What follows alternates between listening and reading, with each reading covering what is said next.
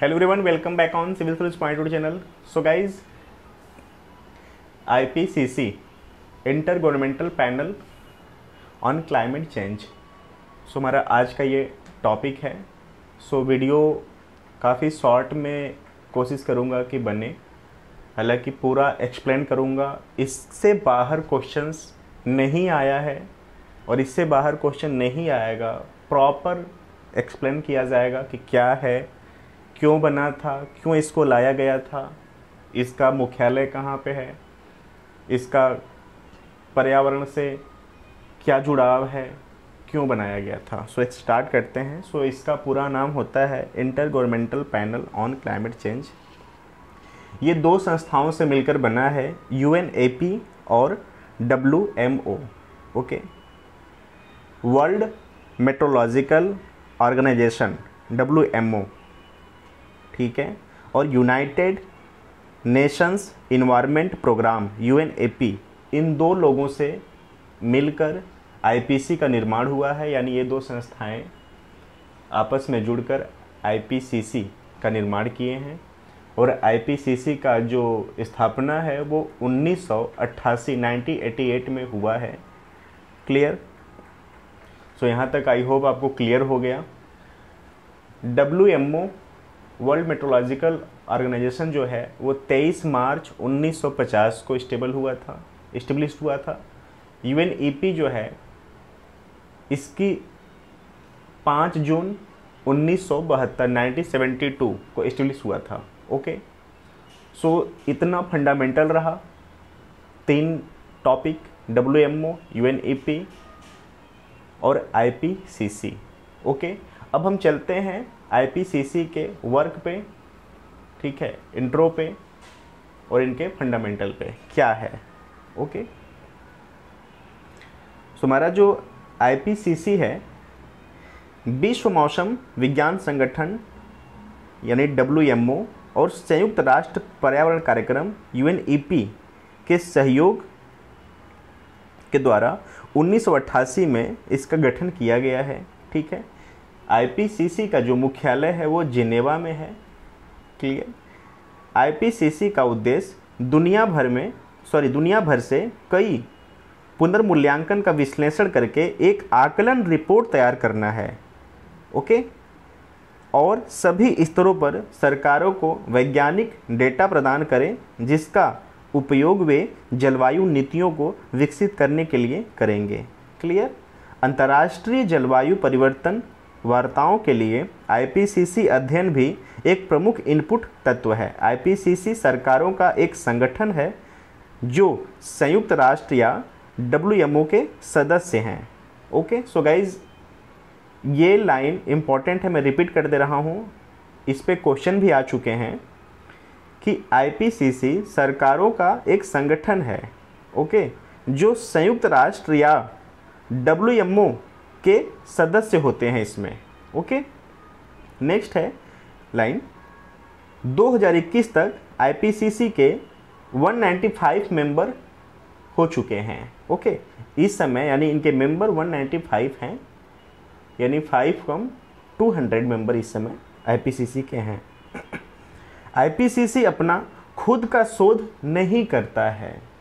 ठीक है, ये क्वेश्चंस भी PCS में और UPSC में आ चुके हैं कि IPCC का अपना खुद का रिपोर्ट इस्टेब्लिश किया जाता है या ये सारे आंकड़ों का एक फिल्टर रिपोर्ट देता है। तो सर ये सारे आंकड़ों का फिल्टर रिपोर्ट देता है, इसका अपना खुद का शोध नहीं होता है कोई। ओके, अब आप देख रहे होंगे व्हाइट बोर्ड पे टॉपिक वाइज मैंने लिखा पड़ा है कि IPCC क्या है, काम कैसे करता है। ओके,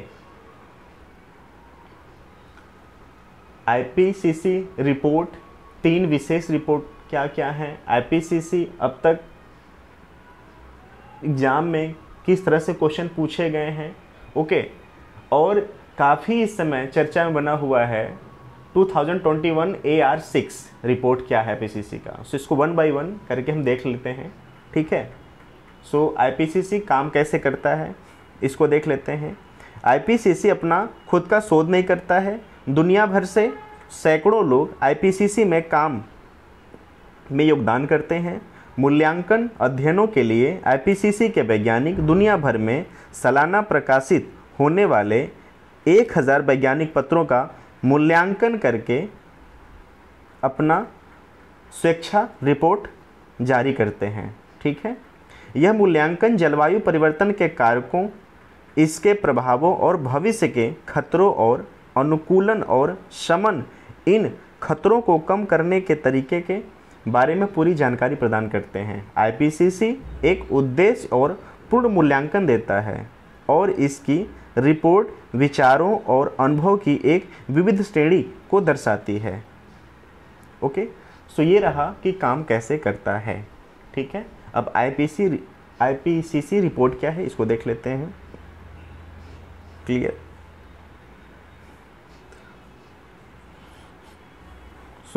अभी तक इन्होंने 6 रिपोर्ट दे दिया है। ये काफ़ी इंपॉर्टेंट वैसे नहीं एग्ज़ाम की व्यू से, तो इसको मैं स्किप कर रहा हूँ।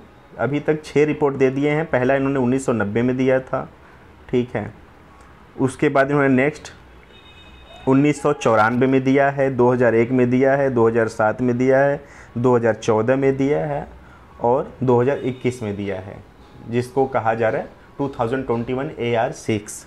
ओके, सो इनकी 3 विशेष रिपोर्ट रही हैं, उसको देख लेते हैं, जो काफ़ी ग्लोबल रिपोर्ट ये रहा है इनका। पहला क्या था, 1.5 डिग्री सेल्सियस की ग्लोबल वार्मिंग पे इन्होंने जारी किया। दूसरा, जलवायु परिवर्तन और भूमि। तीसरा, बदलती जलवायु में महासागर और क्रायोस्फीयर। ये 3 इनकी रिपोर्ट काफ़ी ग्लोबल लेवल पे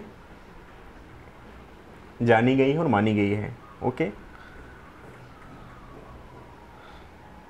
अब आप ब्लैक बोर्ड पे देख रहे होंगे कि नेक्स्ट हमारा टॉपिक है कि आईपीसीसी पर अब तक के एग्ज़ाम में प्रश्न किस बेस पे पूछे जाते हैं और पूछे जा रहे हैं। ठीक है, सो आईपीसीसी क्या है ये मैंने बता दिया। ओके, एक बार रिपीट कर दे रहा हूँ कि inter governmental panel on climate change IPCC स्थापना 1988 में गठित एक संयुक्त राष्ट्र निकाय है जो जलवायु परिवर्तन पर रिपोर्ट का आकलन और उत्पादन करता है। इन रिपोर्टों का उपयोग दुनिया भर में जलवायु परिवर्तन नीतियाँ बनाने में किया जाता है। ठीक है, इस पे क्वेश्चन और किस तरह से पूछे जाते हैं, आईपीसीसी की क्या भूमिका है, सो इसको बता दे रहा हूँ। आईपीसीसी 1988 में यानी 1988 में गठित एक संयुक्त राष्ट्र निकाय है जो जलवायु परिवर्तन पर रिपोर्ट का आकलन और उत्पादन करता है। इन रिपोर्टों का उपयोग दुनिया भर में जलवायु परिवर्तन नीतियाँ बनाने के लिए किया जाता है। ठीक है, नेक्स्ट किस तरह से क्वेश्चन पूछे जाते हैं, आईपीसीसी के वर्तमान अध्यक्ष कौन हैं, तो इसके वर्तमान अध्यक्ष हैं डॉक्टर होसुंग ली। ये सियोल कोरिया के हैं। अक्टूबर 2015 में चुने गए आईपीसीसी के वर्तमान अध्यक्ष हैं डॉक्टर होसुंग ली। ठीक है, और क्या क्वेश्चन पूछे गए हैं, आईपीसीसी का मुख्यालय कहाँ है, तो ये बता चुका हूँ कि आईपीसीसी मुख्यालय जिनेवा स्विट्जरलैंड में स्थित है। आईपीसीसी कितनी रिपोर्ट हैं, 2021 तक 6 आईपीसीसी रिपोर्ट और 3 विशेष रिपोर्ट जारी किए जा चुके हैं। गाइज, अभी मैंने पीछे बताया था कि जो ईयर है अभी तक 6 इन्होंने रिपोर्ट जारी किया है और 3 विशेष रिपोर्ट जारी किए हैं, उसको मैंने बता दिया। ओके, सो प्लीज़, और इससे बाहर क्वेश्चन नहीं आए हैं आईपीसीसी के। आप देख सकते हैं जो 3 विशेष हैं इनके काफ़ी ग्लोबल रिपोर्टें रहे हैं। 1.5 डिग्री सेल्सियस की ग्लोबल वार्मिंग, पहला जलवायु परिवर्तन और भूमि, तीसरा बदलती जलवायु में महासागर और क्रायोस्फीयर। ये 3 विशेष रिपोर्ट इनके रही हैं। ठीक है, सो अब आप वहाँ पे देख रहे हैं नेक्स्ट हमारा क्या है, आईपीसीसी रिपोर्ट 2021 AR6। ये क्या है इसको देख लेते हैं। रिपोर्ट शीर्षक क्या रहा है, जलवायु परिवर्तन 2021 भौतिक विज्ञान आधार। ठीक है, यानी क्लियर। नवीनतम रिपोर्ट बढ़ते जलवायु परिवर्तन संकट का हवाला देती है और मानवता के लिए कोड रेड है। ठीक है, सो आईपीसीसी रिपोर्ट आकलन का महत्व क्या है ये मैंने बता चुका।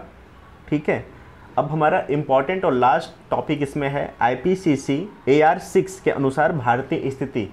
हालांकि रिपोर्ट तो जारी होता है, ग्लोबल बेस पे होता है, वो पूरे विश्व का वो उसमें आंकड़े होते हैं, लेकिन जिस देश में हम रहने वाले हैं, जिस देश के लिए हमारा रिलेवेंट कंटेंट है, उस देश के विशेष बारे में क्या लिखा गया उसको भी जानना जरूरी है। ठीक है, शुरू रखते हैं। भारत इस ग्रह पर कार्बन का तीसरा सबसे बड़ा उत्सर्जक है। पॉइंट 1 था। पॉइंट 2, इस मुख्य स्रोत भारत में PM 2.5 उत्सर्जक थे। बायोमास और कोयला ईंधन आधारित खाना पकाने और हीटिंग माध्यमिक योगदान ऊर्जा और उद्योग क्षेत्रों से आते हैं। आईपीसीसी ने कहा है कि भारत में लू और बाढ़ की वृद्धि होगी आने वाले समय में, जो जलवायु परिवर्तन के अपरिवर्तनीय प्रभाव होंगे। क्लियर, ये इम्पैक्ट रहेगा इन फ्यूचर, जो कि देखा भी जा रहा है।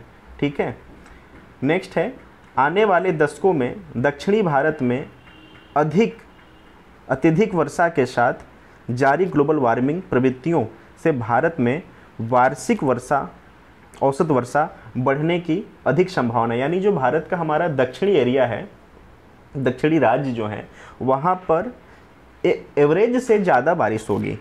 ओके, इनके द्वारा वार्षिक और ग्रीष्म दोनों मानसूनी वर्षा के बढ़ने का अनुमान के साथ मानसूनी वर्षा में भी संशोधन होगा। हिंद महासागर के अन्य क्षेत्रों की तुलना में एक उच्च दर पर वार्मिंग है और यह भी अन्य क्षेत्रों को प्रभावित करती है। ठीक है, तटीय क्षेत्रों में 21वीं सदी के दौरान समुद्र के स्तर में निरंतर वृद्धि देखी जाएगी, जिससे तटीय कटाव और निचले इलाकों में अधिक बार और अत्यधिक बाढ़ आएगी। ओके, आईपीसीसी ने से भारत के बारे में ये सभी मूल्यांकन भारत पर 2050 तक शुद्ध शून्य लक्ष्य का पालन करने के लिए दबाव बढ़ा सकते हैं। एक समय सीमा जिसके द्वारा भारत को अपने उत्सर्जन स्तर को नीचे लाना चाहिए, जो कि जंगलों की तरह अपने कार्बन सिंक द्वारा किए गए अवशोषण के बराबर है। ओके, सो गाइज, ये रहा हमारा कंप्लीट वीडियो आईपीसीसी के बारे में। आईपीसीसी का जो 2021 का ARC रिपोर्ट आया है। ठीक है, सो आई होप कि आपको पसंद आया। अगर आप कहेंगे तो इसका प्रॉपर इंग्लिश वीडियो आएगी, हालांकि ये प्रॉपर हिंदी में है। अगर आपको कोई दिक्कत होती है वर्ड में तो आप प्लीज़ नेट से भी सर्च कर सकते हैं, देख लेना। अगर वैसी कोई दिक्कत आएगी तो प्रॉपर वीडियो इंग्लिश में भी अपलोड हो जाएगी। ठीक है, इनके कुछ पॉइंट हैं, शॉर्ट बता देता हूँ कि आईपीसीसी ARC 1.5 डिग्री वार्मिंग पर क्या इन्होंने बोला है। पहली बार आईपीसीसी ने घोषणा की है कि सबसे अच्छी स्थिति में भी 1.5 डिग्री वार्मिंग अपरिहार्य थी। भले ही उत्सर्जन को 2050 तक शून्य पर लाया जाए, फिर भी 1.5 डिग्री सेल्सियस की सीमा से 0.1 डिग्री सेल्सियस को ओवरशूट होने की संभावना है। यदि स्थिति ऐसी ही रही तो अगले 20 वर्षों में पृथ्वी की सतह का औसत तापमान 1.5 डिग्री सेल्सियस और इस सदी के मध्य तक 2 डिग्री सेल्सियस को पार कर जाएगा। ठीक है, हालांकि इन्होंने काफ़ी स्ट्रिक्ट बातें बोली और आईपीसीसी की जो रिपोर्ट है कभी आज तक गलत नहीं हो पाई है, क्योंकि इनका फिल्टर रिपोर्ट होती है। ये पहली बात कि खुद का अपना आंकड़ा जारी नहीं करते हैं, ये सारे जो वर्ल्ड के साइंटिस्ट हैं उनके रिसर्च पत्रों से ये शोध करके एक मैग्नीट्यूड रिलीज करते हैं। ठीक है, सो अभी तक इनका कुछ रिपोर्ट गलत नहीं हुआ है, तो इन्होंने जो बोला है वो सही आज तक होता आया है। ठीक है, ज्वालामुखी विस्फोट पर आईपीसीसी क्या बोली है। आईपीसीसी के भविष्यवाणी की थी कि इस सदी के अंत से पहले कम से कम एक विशालकाय ज्वालामुखी विस्फोट हो सकता है। आईपीसीसी के वैज्ञानिकों ने मुख्य रूप से प्राचीन जलवायु और ऐतिहासिक साक्ष्य के शोध के आधार पर अपनी भविष्यवाणी की है।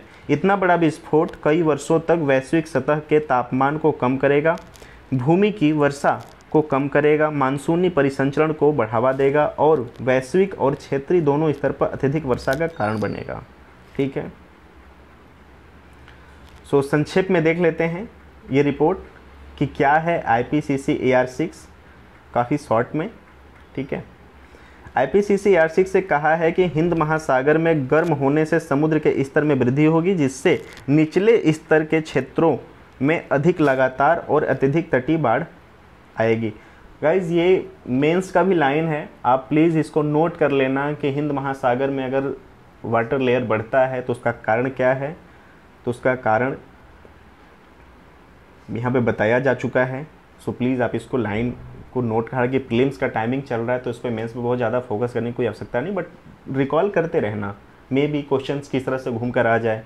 ठीक है, तो नहीं अगर करेक्ट कर पाएंगे तो एलिमिनेशन मेथड तो काम कर पाएगा ना। ठीक है, पूरे दक्षिण एशिया में 21वीं सदी में तीव्र और लगातार गर्मी की लहरों और गर्मी के तनाव की ओर जाता रहेगा। पृथ्वी अगले 20 वर्षों में पूर्व औद्योगिक स्तरों पर 1.5 डिग्री सेल्सियस गर्म होने की दिशा में अपरिवर्तनीय रूप से आगे बढ़ती रहेगी। सो गाइज ऐसी सी बातें कही गई हैं इनके द्वारा। सो आई होप कि आपको वीडियो पसंद आया होगा। अगर अच्छा लगा तो प्लीज़ आप इसका एक शॉर्ट नोट्स बना लेना। ठीक है, और वहाँ पे आप बोर्ड पे देख रहे होंगे कि एक ब्लू ओरिजिन करके मैंने स्टार क्वेश्चन करके लगाया है। हालांकि इससे कोई जुड़ा हुआ क्वेश्चन नहीं है, बस मुझे दिख गया था तो मैंने वहाँ पे नोट कर ली कि बता दूंगा। ये कमर्शियल स्पेस वेंचर है, यानी वाणिज्य अंतरिक्ष उद्यन है। ये प्राइवेट सेक्टर के द्वारा ये चलाया जा रहा है। सो बस इतना जानना कि ब्लू ओरिजिन क्या है। अगर ये क्वेश्चन आ जाता है तो blue origin commercial space venture है, इसका हिंदी है वाणिज्य अंतरिक्ष Udayan. So guys thank you so much for watching.